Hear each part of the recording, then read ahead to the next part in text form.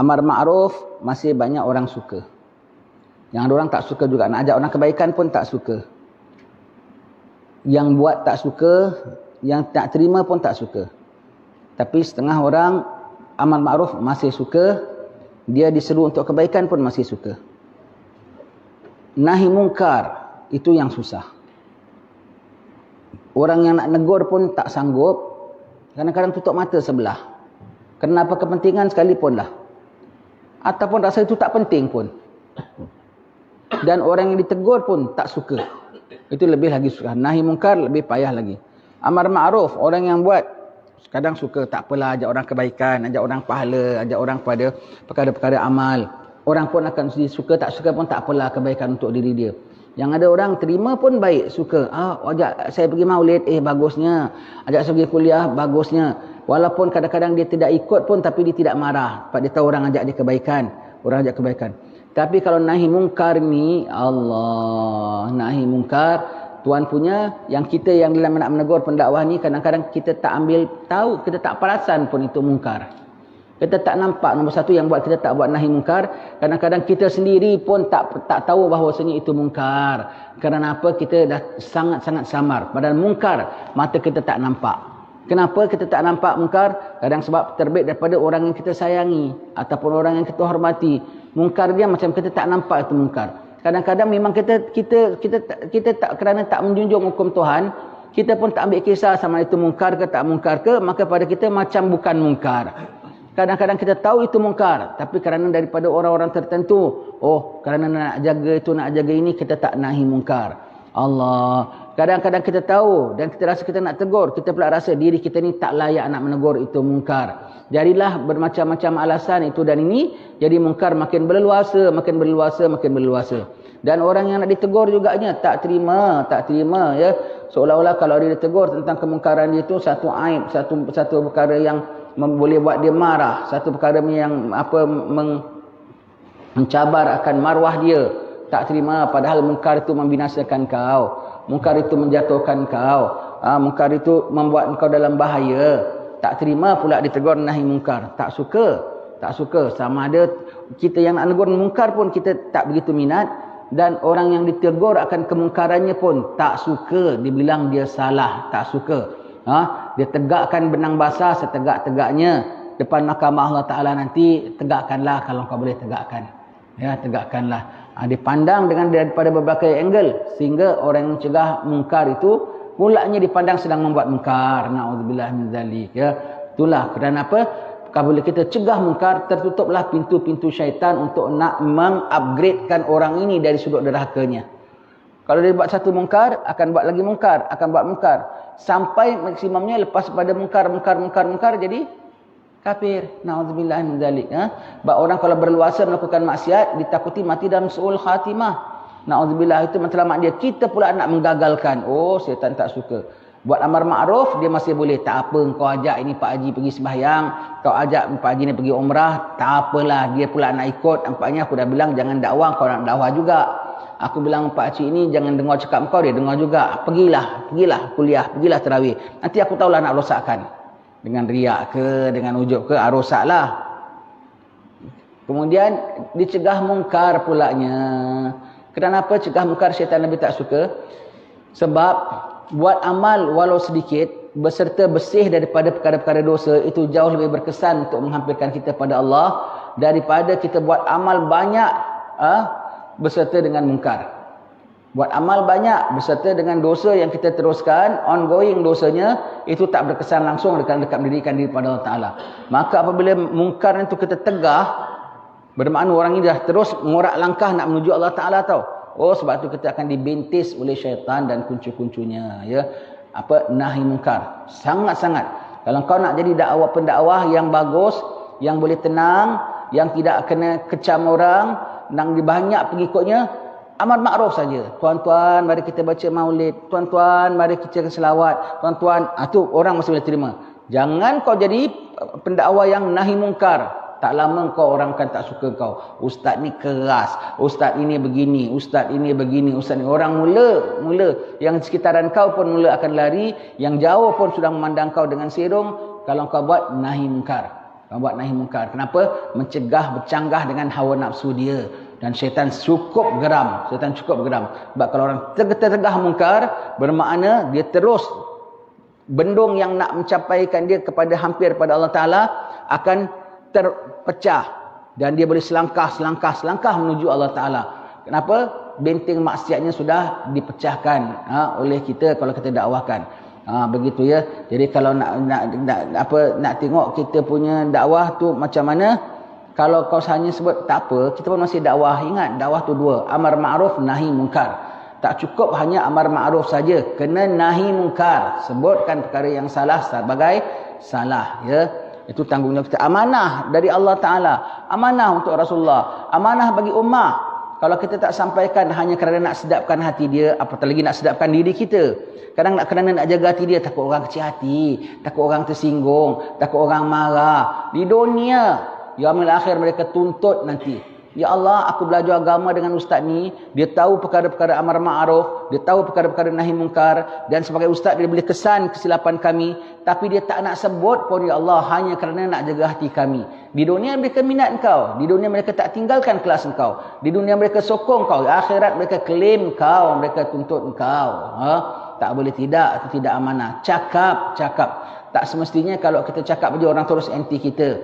Tak terusnya kalau kita cakap terus kita dapat bahaya. Kadang-kadang boleh terima orang, ya. Kalau tak terima tu apa nak buat, tetapi cakap kena cakap. Cakapnya pula macam mana? Kena hikmah dengan bijaksana. Hikmah ni pula macam mana? Allah, kita yang dalam sedang nak cakap ini digunakan hikmah itu, gunakan bijaksana dengan cara yang terpaling baik sekalipun. Kita yang nak mendakwah ni, orang yang terima dakwah, dia kena terima walau macam mana cara sekalipun. Sebab orang yang nak menerima dakwah ni, orang yang nak menerima nasihat ni, seperti kain dengan tukang cuci kain. Nak diberusnya dia kah? Nak direbuskannya dia kah? Nak diperahnya dia kah? Nak dikeloroknya dia kah? Terima saja. Seperti pesakit depan doktor. Nak di-injeknya kah? Nak di-operationkannya kah? Nak disuruh exercise-nya kah? Apa saja aku ikut saja, ya. Kita yang di dakwah ni begini, ya. Jangan kalau kita tengok yang apa dia carakan dia punya rawatan kepada kita yang tak sedapkan badan kita, dia ni tak pandai rawat. Ada urut yang tak kena tekan tak? Ada injection yang tak kena cocok tak? Ada operation yang tak kena luka tak? Begitu, ya. Jadi kalau kita sangka kita dengar orang dakwah, kadang-kadang berdesing telinga kita, tak happy. Dia ni tak ada hikmah. Itulah hikmah untuk orang macam kau. Untuk orang macam kita, itulah hikmahnya. Kena ditengking, kena dimarah sedikit, kena dikejutkan sedikit. Itu hikmahnya. Tak bermakna kalau hikmah semua tu lemah lembut aja. Pak Haji, jangan minum marah ya. Pak Haji, jangan tak Pak Haji tak tahu minum marah. Abang jangan minum marah ya. Bang, jangan berjoget ya. Akak tutup aurat ya, jangan tak tutup auratnya. Tak cantik lah tak tutup aurat. Boleh. Tangkap kalau perlu tangkap. Marah kalau perlu marah. Begitu, ya. Begitu itu. Sebab itu ada badan-badan penguat kuasa, ya. Sebab itu Imam Ghazali sebut dalam Ayuhal Walad, kalau kau dakwah bukan main lemah lembut, kau tengok, itu namanya hikmah. Kalau kita pula tengok tak sesuai dengan hati kita bilang, wah, ustaz ni ceramah tak pakai hikmah lah. Pada kita hikmah tu kau punya salah, tutup mata. Pada kau tu yang namanya hikmah tu, kau jahat macam mana pun, hukum Tuhan kau langgar macam mana pun, orang kena lemah lembut dengan kau. Pada kau itu makna hikmah, ya. Oh, itu nama hikmah. Itu buat kau punya iman makin lemah. Itu buat kau punya iman makin lemah. Jadi itu kita kena faham, ya, dalam kita dakwah dan dalam kita menerima dakwah. Jadi kalau kita dakwah, kita terima dakwah, orang tu cakap dengan kita agak-agak terkeras sikit kata apa, kena terima dia sedang buat kerja dia. Dan cara gitulah yang sesuai untuk kita. Cara kita sesuai untuk kita. Kadang-kadang kena tengking kita, kadang-kadang kena jewer kita. Pasal apa? Biar kita terbuka telinganya boleh mendengar. Baik.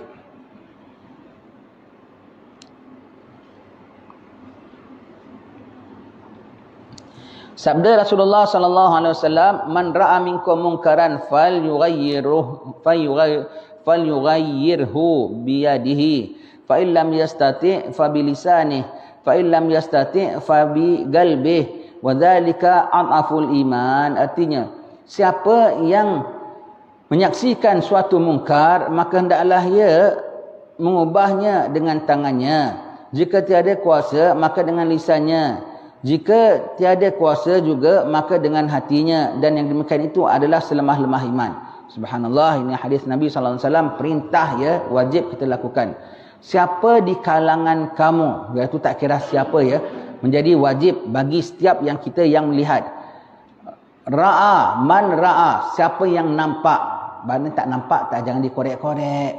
Tak nampak, jangan diendap-endap. Kalau dah nampak, baik, walaupun dalam kita tak boleh korek-korek, tak boleh endap-endap, tapi kalau sampai dah ada aduan, pihak pejabat qadi kena ambil tindak lah. Jangan orang apabila pejabat qadi hantar orang pergi jabatan apa pencegah maksiat ke apa, pergi, oh awak ini tak boleh ceroboh kawasan kita. Tak boleh, walaupun kita tak boleh endap-endap, tapi kalau dah ada aduan, sebab itu kena siasat. Sebab itu kena siasat, tak boleh dibiarkan. Tak boleh dibiarkan. Tak semena-mena hantar orang pergi mengendap sana, mengendap sini, cek-cek, apa semua tu memang tak boleh. Wala tajassasu. Tapi kalau sudah ada karinah, nampak lelaki perempuan masuk satu tempat, ataupun orang sudah ada pengaduan, maka memang kena siasat. Memang kena masuk. Memang kena masuk. Kita tak boleh bilang, oh ini private punya, awak tak boleh masuk. Kena masuk. Sebab apa? Nampak. Kalau tak nampak memang tak kena. Tapi memang pihak yang pendakwah itu tak nampak, tapi ada orang yang sudah nampak. Ada orang yang sudah nampak, maka orang tu buat pengaduan. Maka bermaknanya sudah kelihatan mungkarmu itu. Jadi kau jangan salahkan orang yang ketuk pintu kau. Kenapa sudah kelihatan karinah mungkarmu itu, ya. Mungkar. Kalau nampak mungkar, mungkarnya apa? Mungkar yang dah memang disepakati ulama sebagai salah. Kalau masih ada mazhab yang mengatakan boleh, sayuginya kita tak perlu tegur. Bukan kita bilang jangan tegur, tidak perlu tegur. Kenapa masih ada mazhab mengatakan boleh? Mungkar, minum arak. Ada tak mazhab mengatakan harus minum arak? Setengah botol ke, satu cawan ke? Ada tak? Tak ada kan? Itu confirm mungkar. Laki-laki perempuan berkepit-kepit. Mungkar tak? Mungkar.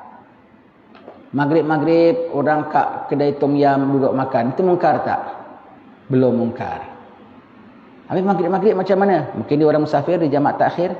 Mungkin musafir di jamaah takhir ya. Tapi kan maghrib-maghrib kat tabus kat masjid. Haram tak? Belum sampai haram kan? Okeylah, masih ada can untuk tanggungan baik? Belum lagi. Belum lagi.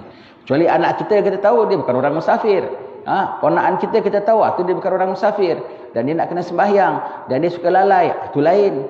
Kalau secara umum, asal maghrib aja masuk kedai tom yam. Sembahyang, bangun sembahyang. Bangun sembahyang. Itu belum mungkar. Kenapa itu? Itu masih kira amar ma'ruf. Ajak orang sembahyang awal waktu. Itu masih amar ma'ruf. Itu belum nahi mungkar. Sebab belum mungkar. Orang minum arak, itu confirm mungkar. Perempuan buka aurat, confirm mungkar. Tengok orang sembahyang, pakai seluar jeans, dia sujud, seluarnya ke bawah. Belakang, bahagian bawah, bahagian pusat. Paras pusat. Nak tegur tak? Hambali bilang boleh. Mazhab Hambali bilang boleh. Maka tak perlu kita tegur. Habis dia budak Syafi'i kok. Dia budak Melayu kita mazhab Syafi'i. Mana tahu dia baru tukar. Baru sekejap lagi tukar mazhab Hambali. Dia perlu lapor kita tak? Kan tak perlu lapor kita. Ya? Dia tak perlu lapor kita. Apa sembahyangnya kok goyang-goyang. Mazhab Maliki bilang boleh. Sudah tak perlu. Sembahyang kok sujud ke songkoknya kok pakai begini. Hanafi bilang boleh. Sudah. Kalau selagi masih ada ulama mazhab mengatakan boleh, itu belum mungkar secara itu ya. Itu kalau menegurnya itu namanya amar ma'ruf, belum nama nahi mungkar. Kenapa belum sebut sebagai mungkar ya? Belum sebut sebagai mungkar. Baik ya. Jadi nampak mungkar. Maka hendaklah diubahnya kata Rasulullah. 3 Rasulullah sebut. Tangan iaitu kuasa kita dan bidang kuasa kita, lisan nasihat kita, dan ketiga dalam hati. Nabi sebut 3, tapi ulama bilang Nabi sebut 3 ya. Tangan, lisan, hati. Tapi ulama bilang pelaksanaannya reverse. Hati dulu kena benci. Sebab kalau hati tak benci, kau ada kuasa pun kau akan tutup mata, kau tak akan tegur orang buat salah. Hati dulu kena benci. Hati dulu kena kenal ini mungkar, ini salah, ini dosa, ini langgar syariat Allah. Allah yang punya syariat, aku kena junjung. Fulan ini kena junjung. Hati dulu.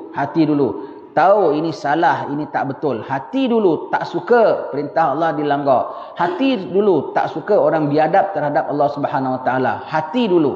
Itu selemah-lemah iman. Sebab itu kuatkan sikit dengan ada hati dahulu. Sebab itu hati ni pun kadang-kadang tak disukai orang tau. Sebab itu orang tak kasih orang cakap. Takut orang terubah hati. Sebab orang kalau dah mula hatinya tak suka, nanti akan meningkat. Lisannya akan cakap, Tuan kenapa ini begini ya? Tuan ini tak boleh ubah gini ke? Tuan, orang akan mula tegur, orang akan mula cakap. Dan apabila begitu, barulah tindakannya last kali. Tindakannya last kali. Baru pihak berwajib yang ambil tindakan dengan bidang kuasa mereka. Ya, dengan bidang kuasa mereka. Ya. Jadi mula-mula tak boleh tidak mesti hati dahulu benci segala maksiat, benci segala kemungkaran. Kalau hati tak ada kebencian begini, hati tak ada kebencian tentang perkara-perkara begini, Allah, maka tak gunalah kalau kau nampak sekalipun. Dia tidak akan kalau hati tak ada benci, tak gunalah kalau kau ada juru nasihat pun. Tak gunalah kalau kau ada bidang kuasa sekalipun. Sebab hatinya tak rasa benci, maka tak ada rasa perlu nak menegurkan. Allah, kena hati dahulu. Hati nampak mungkar, mesti dengan hati. Sebab itu ya, setengah-setengah orang yang melakukan salah, tak kasih pun kita war-warkan, ini benda salah, ini benda salah, ini benda salah. Pasal apa? Dia tak nak orang tak suka benda ini pun. Hati pun dia nak cegah orang daripada suka. Jangan kata dia nak cegah orang daripada bertindak. Jangan dia nak cegah orang daripada cakap. Nak cegah orang daripada nak cegah orang daripada mandang ini benda salah pun, dia tak suka. Dia cegahnya supaya jangan ada hati gitu. Kau kena pandang ini benda sebagai baik. Kau kena pandang benda ini sebagai boleh diterima. Allah, dengan hati pun kita tak dikasih kadang-kadang orang-orang jahat ni tau. Jangankan kita nak dakwah dengan tangan, memang luar bidang kuasa kita. Nak dengan lisan, tutup mulut kau. Dengan hati pun tak boleh. Awak tak boleh pandang begini, awak tak boleh pandang begini. Awak kena pandang secara daripada sudut begini. Ya Allah, bermakna aku nak tak suka dalam hati pun kau tak suka juga. Aku nak anti dalam hati pun kau tak kasih juga. Betul-betul lah kau support maksiat dari setiap peringkat. Sampai dalam lubuk kalbu aku pun kau tak suka aku benci maksiat. Oi, jahatnya engkau. Na'udzubillah min zalik, ya. Kan orang begitu kan yang ada kan. Kita ada orang nasihatkan orang, awak jangan nasihatkan dia, suka hati dia nak bikin apa, dia tak kacau awak. Tak kasih orang cakap pun. Apalagi kalau orang tindak, abangnya tegur adiknya, ambil dia punya majalah haram ke apa. Bapa adalah, bukan bidang kuasa engkau lah. Kau pula nak lebih macam tuan pula dalam rumah ini. Wah. Abang nak tindak dengan kuasa, bapa tak kasih. Abang nasihat adik pun, jangan. Bahkan abangnya kena nasihat dengan bapa. Kau kena pandang, adik kau sekarang hidup zaman moden. Adik kau begini. Kau kena cara memandang. Kau kena begitu. Jadi abang nak benci pun tak dikasih juga. Kau kena pandang. Walaupun nampak dia begini, tapi kau kena pandang baiknya. Kau kena pandang sudut itu, sudut ini. Jadi kau kena terima adik kau punya maksiat. Na'udzubillah itu. Dia punya nak mencegah orang daripada dakwah. Pada abang dakwahkan adik. Sampai 3 peringkat. Sampai abang nak rasa adik buat salah pun tak kasih. Kena pandang adik buat itu betul. Kau yang salah pandang. Kau yang strict sangat. Oh, salah abangnya rupanya. Ya.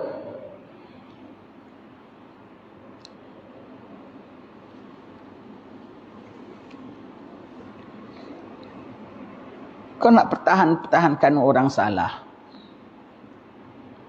Kau tak suka orang salah disebut dia sebagai salah. Kau kena jaga hati dia, kau kena jaga itu, kau kena jaga ini. Hak Allah siapa nak jaga? Perintah Rasulullah ni siapa nak jaga? Sebetulnya hak orang itu untuk diperbaiki biar dia tak masuk neraka tu sebetulnya tu. Hak perasaan dia lah, hak keselesaan dia lah, hak kebebasan dia lah. Hak dia tak kena masuk neraka. Hak dia biar tak kena impit kubur. Hak Rasulullah yang punya syariat. Hak Allah yang punya tadbir. Mana kau nak taruh tepi? Kadang-kadang orang kalau begini macam bijak-bijak sangat. Kita cakap semua macam, wah, Allah di mana? Rasul di mana? Baik itu man ra'a minkum. Kumnya tu kamu orang-orang beriman. Jadi kalau engkau tidak begitu, engkau bukan di kalangan kum. Kalau engkau tak ada rasa nampak maksiat, kau tak rasa terkesan dalam hati, kau nampak, kau dah ra'a, Tapi sayang kerana kau bukan di kalangan minkum. Kau bukan di kalangan di kalangan kamu. Kamu yang maksud Rasulullah orang-orang beriman. Orang beriman, ya. Jadi kalau kau tak minat gitu, kau tak minat ini tiga-tiga, hati-hati. Takut-takut kau tak masuk dalam kum ini. Sebab kalau kau dalam kum, kau mesti kena ambil berat dengan paling tidak cara paling tiga-tiga ini paling rendah sekali dalam hatinya.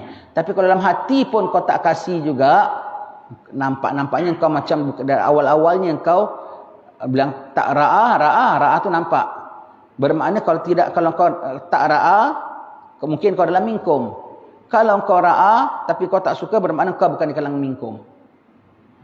Kalau kau tak nampak, okeylah kau masih dalam mukmin. Saya tak nampak. Oh, tak nampak tak ada ceritalah. Okey. Kau nampak itu masalah, tapi kau tak kasih orang tindak, tak kasih orang cakap, tak kasih orang dalam hati pun, bermakna kau bukan di kalangan kum. Hati-hati, ya. Bukan di kalangan kamu yang Nabi sebutkan begitu, ya. Hati-hati kalau kita sampai gitu, na'udzubillah, ya. Perkaranya halus, ya. Sebab yang kita nak deal inilah dengan apa tau? Bukan hanya dengan itu tau. Yang kau nak tackle, yang kau nak ngadap tu apa tau? Rencana iblis tau. Dengan tentera-tenteranya sekali. Dia akan pakai tangan ke terhadapmu? Rasanya kau tengok, kita ada 5 orang, dia ada 1 orang buat mungkar. Mari kita tegur. Kau 5 dia 1. Engkau 5 dia 5 juta lah. Di belakang dia tu ada iblis, ada tentera-tenteranya yang sanggup protect dia. Sanggup protect dia, sanggup jaga dia. Lepas tu yang orang tak sanggup nak nahi mungkar. Lepas tu pahalanya besar. Pahalanya besar, ya. Sampai kalau dah akhir zaman, orang dakwah secara sembunyi-sembunyi, secara mastur, lebih selamat. Tetapi Imam Haddad bilang, ketika itu, kalau kau dakwah secara open, timbul fitnah, sembunyi-sembunyi. Tetapi kalau tak timbul fitnah, hanya timbul bahaya pada dirimu sahaja, dan kau masih sanggup nak tampil, tampillah. Hatta nyawamu terancam sekalipun. Kalau kau mati pun syahid.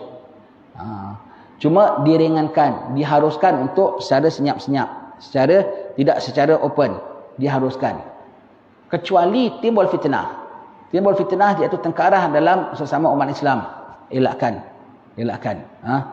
Kalau tak timbul fitnah, hanya timbul bahaya pada diri pribadimu, hatta nyawa sekalipun, dan kau masih sanggup untuk dakwah secara open, dakwahlah. Itu merupakan jihad yang besar. Mencegah kemungkaran, mengajak orang kepada kebaikan, walaupun sampai kau dalam bahaya. Hatta kalau kau mati pun syahid. Ya. Berapa banyak pendakwah yang ditikam orang.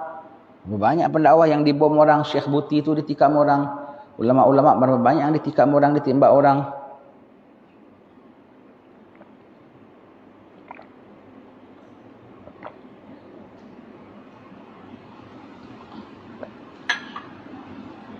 Sabda baginda sallallahu alaihi wasallam lagi, ya ayuhan nas. Tadi yang ayat pertama tu Rasulullah sebut man ra'a minkum, kum tu kamu, orang mukmin. Yang ni nas, manusia. Bagaimana kalau kau tak nampak mungkar sebagai mungkar, kau bukan manusia. Habis cerita. Baru kau nampak mungkar, dia tak tertegur. Kalau nampak tahu bukan nama manusia, mesti kena tahu ini mungkar sebagai mungkar dan dia tegur, ya. Ya ayuhan nas, muru bil ma'ruf wanhau 'anil munkar qabla an tad'u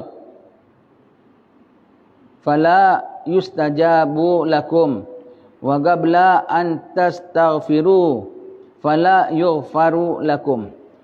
Artinya, wahai sekalian manusia, hendaklah kamu menyuruh berbuat baik dan melarang berbuat jahat sebelum kamu memohon Allah, lalu tiada dikabulkan kamu, dan sebelum kamu minta ampun daripadanya, lalu tidak diampuni lagi. Kalau tak ada amar ma'ruf nahi munkar, sampai satu tahap kau doa pun dah tak kabul lagi.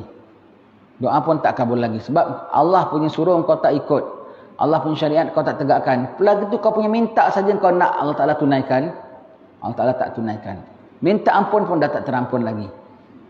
Terus hanya kalau dah tak terampun, maknanya apa? Tunggu bala saja turun. Ketika itu, baru tuan-tuan, mari kita sembahyang taubat sama-sama begitu. Tak, makin terus tindak Allah kena datang. Na'udzubillah min zalik, ya. Kalau tindak yang nyata tu tak apa, nampak tsunami-nya. Tindak yang nyata tu nampak gempanya. Yang ditakut tindak yang tak nyata. Tak tahu sesat Allah Ta'ala blokkan iman daripadanya. Na'udzubillah min dzalik, ya.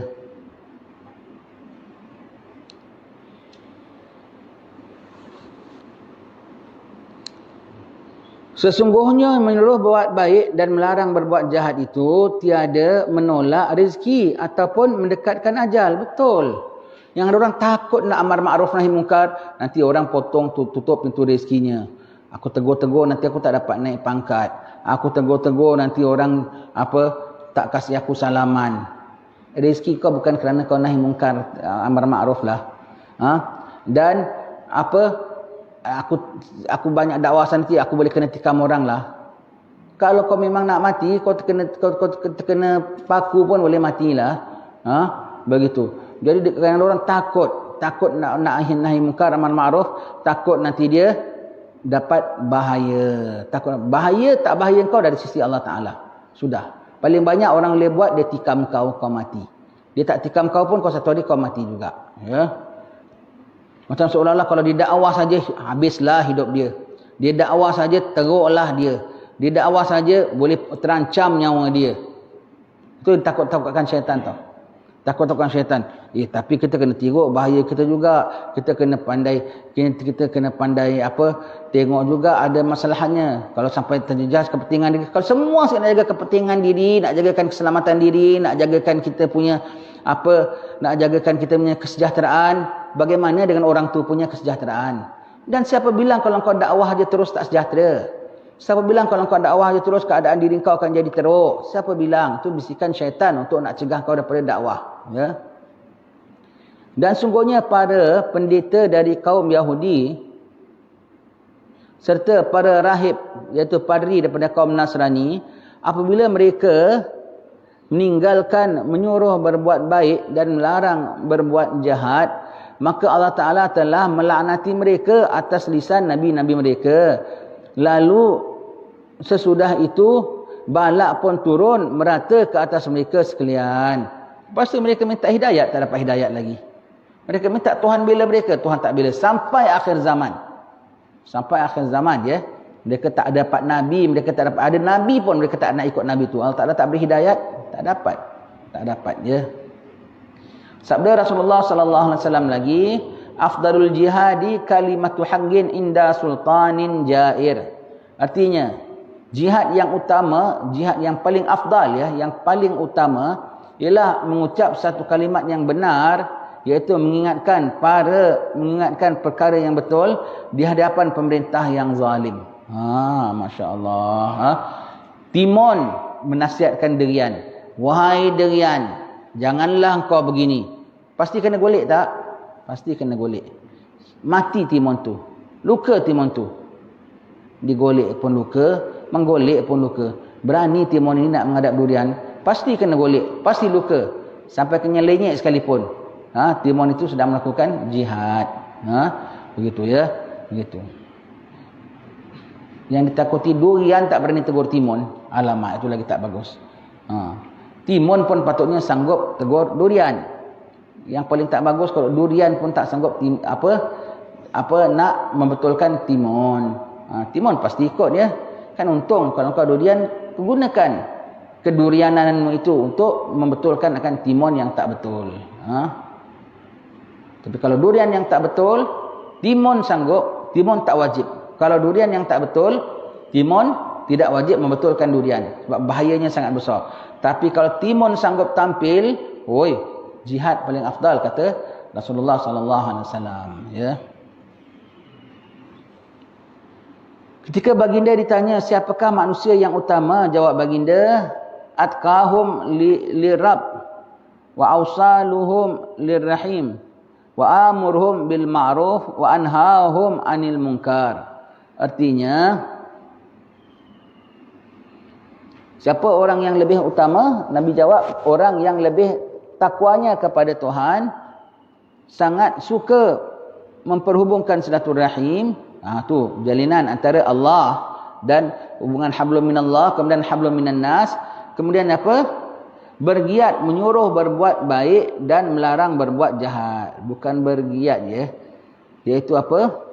Orang yang terpaling banyak suka mengajak orang buat baik, orang yang terpaling giat menegah orang pada mungkar. Itu orang yang terpaling baik. Siapa orang paling baik? Orang yang paling bertakwa kepada Allah. Siapa orang paling baik? Orang yang paling banyak menyambung silaturahim. Siapa orang paling baik? Paling giat mencegah kemungkaran. Siapa orang paling baik? Orang paling giat mengajak kepada kebajikan. Itu orang yang sangat baik, ya. Yang wa'amurhum bil ma'ruf wa anhahum, iaitu yang terpaling banyak melarang, ya, iaitu kerja dakwahnya tu giat sekali, ya. Benteras, aman tau dunia, aman damai. Yang orang-orang yang rasa tak aman kalau banyak orang dakwah ni, kau tak tahu. Kalau kau terima dakwah, kau pun aman juga. Kau pun aman. Nombor satu, aman daripada siksa Allah, aman daripada murka Allah, aman daripada tindak Allah. Itu dah tentu. Aman daripada bisikan syaitan. Dan apa begitu, amanlah dalam kehidupan. Kerana kerja dakwah tak nak dilakukan, bahkan kerja dakwah kadang-kadang tidak digalakkan. Sebab itulah timbul bencana. Konon-kononlah biar aman, biar makmur. Tak makmur punya, makin teruk sekali. Kalau syaitan berluasa dalam masyarakat, boleh aman ke? Kalau orang tak ada taat semua, banyak penjenayah, boleh aman ke? Jenayah lah kalau sampai langgar hukum Tuhan. Jenayah tu namanya, ya. Boleh aman ke hidup? Tak boleh. Jangan tinggalkan syiar yang mulia ini. Ada satu berita yang mengatakan bahawa Allah Ta'ala meliputi azabnya ke atas sebuah negeri yang dihuni oleh 18,000 penduduk.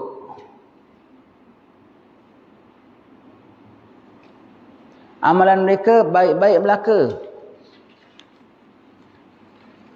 seperti amalan para nabi, terkecuali mereka yang tidak pernah marah apabila suatu perintah Allah dilanggar di hadapan mata mereka. Allah Ta'ala tak peduli, ya. Penduduk 18,000 semuanya kena azab. Apa mereka buat? Orangnya baik-baik, amalannya macam para nabi. Tetapi tidak, amalannya baik, tapi kalau nampak mungkar tak tegur. Sudahlah, itu urusan mereka. Sudahlah, tak apalah. Allah Ta'ala turunkan azab. 18,000 penduduknya, semuanya habis binasa. Padahal orangnya baik-baik. Kenapa? Buat ma'ruf tapi tak cegah mungkar. Kalau tak cegah mungkar, habis ma'rufnya pun akan habis. Alhamdulillah, ya. InsyaAllah akan kita sambung baca pada pertemuan akan datang. Mudah-mudahan Ta'ala merahmati kita, mudahkan segala urusan taat pada Allah Ta'ala. InsyaAllah hari Jumaat ini, besok belum lagi, Jumaat lagi satu.